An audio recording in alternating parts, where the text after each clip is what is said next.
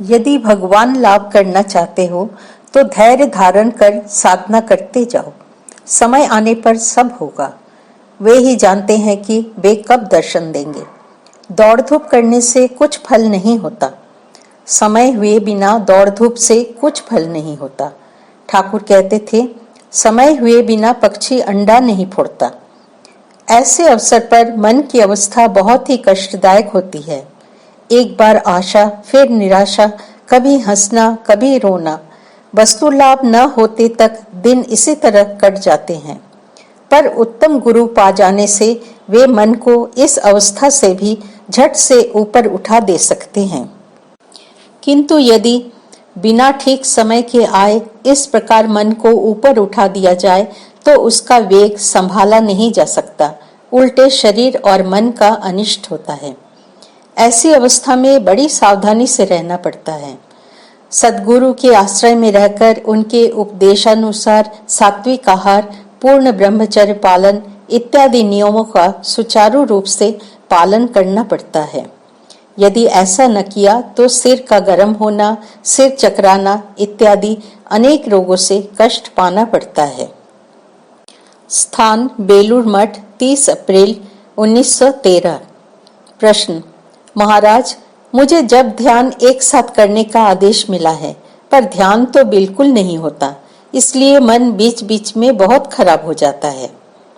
महाराज, मन में ऐसी निराशा, डिप्रेशन आना स्वाभाविक है। दक्षिणेश्वर में मुझे एक बार ऐसा हुआ था। मेरी उम्र तब कम थी और ठाकुर तब करीब 50 वर्ष के थे, इसलिए मन की सब बातें उनसे कहने में लज्जा होती थी। एक दिन काली मंदिर में ध्यान कर रहा था। ध्यान लग नहीं रहा था। मन में बहुत ही खराब लगने लगा। सोचा, इतने दिन से यहाँ हूँ, कुछ भी तो नहीं हुआ, फिर क्या लेकर रहा जाए। जाए सब चूल्हे में, उन्हें भी कुछ नहीं बतलाता। यदि इसी तरह 2-3 दिन और चला तो घर वापस चला जाऊंगा। वहां 10-5 चीजें लेकर मन तो लगा रहेगा। ऐसा सोचकर काली मंदिर से बाहर आ रहा था कि ठाकुर ने मुझे देख लिया। वे उस समय बरामदे में टहल रहे थे। मुझे देखकर कमरे में चले गए। तब हम लोगों का नियम था काली मंदिर से आने के बाद उन्हें प्रणाम करके थोड़ा प्रसाद लेना। जाकर उन्हें प्रणाम किया। वे बोले, देख, तू जब काली मंदिर से आ रहा था तब देखा तेरा मन मानो पर्दे से ढक गया है। मैंने सोचा, हाय रे, वे तो सब कुछ जान गए हैं। मैं बोला, मेरा मन इतना खराब हो गया है, ये तो आप जान ही गए हैं। तब उन्होंने मेरी जेब पर कुछ लिख दिया। तुरंत ही पहले का सारा कष्ट भूल मैं अपूर्व आनंद में विभोर हो गया। जब भी उनके पास रहता था हमेशा आनंद से भरपूर रहता था। इसीलिए तो सिद्ध एवं शक्तिशाली गुरु की आवश्यकता होती है।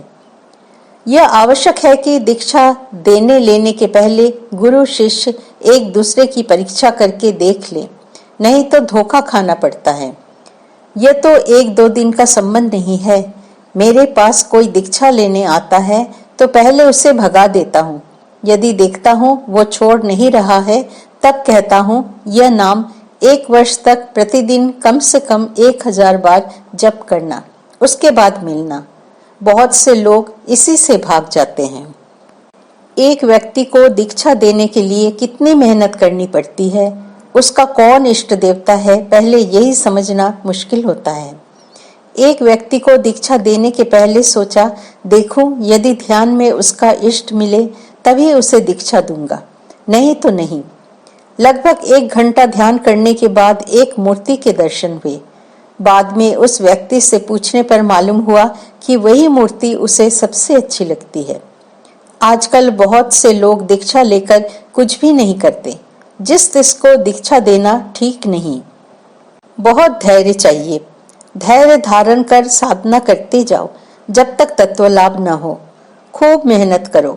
पहल साधना बेगारी करने के समान नीरस मालूम होता है, जैसे आ सीखना। पर धैर्य पूर्वक लगे रहने पर धीरे धीरे शांति मिलती है। हम लोगों से दीक्षा लेने के बाद जो सिर्फ शिकायत कंप्लेन करते हैं और कहते हैं महाराज कुछ तो नहीं हो रहा है, उनकी बात मैं 2-3 वर्ष तक बिल्कुल नहीं सुनता। उसके बाद वे लोग खुद ही आकर कहते हैं, हाँ महाराज, अब कुछ कुछ हो रहा है। यह जल्दीबाजी की चीज नहीं है। 2-3 वर्ष तक खूब साधन भजन करो, फिर आनंद पाओगे। तुम्हारी बात सुनकर बड़ा आनंद हुआ। आजकल अनेक लोग काम चोरी करते हुए छल से अपना काम बना लेना चाहते हैं। स्थान बेलूर मठ, 10 मई 1913। प्रश्न, महाराज, भगवान में मन कैसे लगता है? उत्तर, साधु संग करते करते भगवान में मन लगेगा। साधुओं के पास सिर्फ आने जाने से नहीं होता, उनका जीवन देखकर, उनके उपदेश सुनकर तदनुसार जीवन गढ़ना होगा। ब्रह्मचर्य एवं साधन भजन के बिना साधुओं के भाव एवं उपदेश आदि की कुछ भी धारणा नहीं होती। शास्त्रादि का पाठ करके भी उसका ठीक ठीक अर्थ समझ में नहीं आता। श्री राम कृष्ण वचनामृत आदि पुस्तकें खूब पढ़ना एवं धारणा करने की कोशिश करना। जितना पढ़ोगे उतना ही उसमें नया नया अर्थ पाओगे। साधक भगवान के बारे में सुनकर एक तरह से समझता है, साधना करके दूसरी तरह से समझता है और सिद्ध होने पर भिन्न ही प्रकार से समझता है। उनको पाने के लिए, उनको देखने के लिए खूब साधन भजन चाहिए। सरल और व्याकुल हृदय से उन्हें पुकारना होगा। उनके लिए सब कुछ त्याग करना होगा। कामिनी कांचन और मान यश की थोड़ी भी आकांक्षा रहने से नहीं बनेगा। नाग महाशय कहते थे, लंगर डालकर पतवार चलाने से कैसे होगा? उनकी और भी एक बात थी, प्रतिष्ठा पाना सहज है किंतु छोड़ना कठिन है। जो त्याग कर सकता है वही असल साधु है। ऐसा दुर्लभ मनुष्य जन्म पाकर यदि भगवत प्राप्ति की चेष्टा न करो तो जन्म वृथा है। शंकराचार्य ने कहा है, मनुष्यत्वम मुमुक्षुत्वम महापुरुष संश्रय। महापुरुष संश्रय बड़े भाग्यवान को ही प्राप्त होता है। प्रश्न, महाराज, बहुतों का ऐसा विश्वास रहता है कि साधु लोगों के पास जाना ही यथेष्ट है, कुछ और सुनने या करने की आवश्यकता नहीं होती। उत्तर, वैसी बातें सुनते क्यों हो? साधुओं के पास सिर्फ जाने से नहीं होता, सरल हृदय से उनसे प्रश्न कर मन के संदेह दूर करने होंगे। उनके कार्यकलापों को खूब बारीकी से देखना होगा और उनके उपदेश सुनकर तदनुरूप जीवन को गढ़ना होगा। स्वयं कुछ न कर सिर्फ साधु के पास जाने से होगा, यह सब टालने की बातें हैं। फिर भी साधु संघ की विशेष आवश्यकता है। उनको देखने से, उनके उपदेश सुनने से मन में धर्म भाव, सद्भाव जाग उठते हैं और संशय दूर हो जाते हैं। उनका पवित्र जीवन, भावमय जीवन देखने से मन जितना प्रभावित, इम्प्रेस्ड होता है, 100 पुस्तकें पढ़ने से भी उतना नहीं होता। अधरसेन अक्सर एक स्कूल सब इंस्पेक्टर को साथ लेकर ठाकुर के पास आते थे। उनके उस साथी को प्राय भावावेश हुआ करता था। एक दिन जब वे ठाकुर के पास आए तो कुछ समय के बाद ही ठाकुर समाधिस्थ हो गए। उनके अधरों पर एक दिव्य मुस्कान बिखर उठा। प्रतीत होता था मानो आनंद उनमें समा नहीं पा रहा है।